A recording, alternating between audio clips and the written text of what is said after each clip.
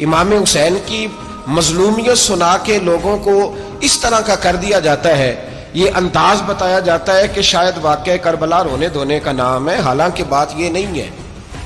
Yazid की लश्कर जो इमाम हुसैन के मुकाबले में आया, इमाम हुसैन के लश्कर की तादाद 72 थी, तो यजीद ने 22,000। मुझे बताइए 72 का 22,000 से को मुकाबला होता है? अमर बिन साद ने फिर उबैदुल्लाह इब्ने ज़ियाद को लिखा कि 22,000 बंदे थोड़े हैं, कुछ बंदे ज्यादा भेज।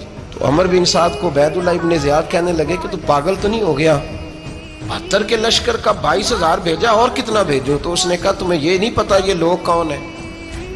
ये मौला अली शेर की औलाद है, इनमें एक एक शख्स ऐसा है जो 1,000 के मुकाबले में लड़ना जानता है।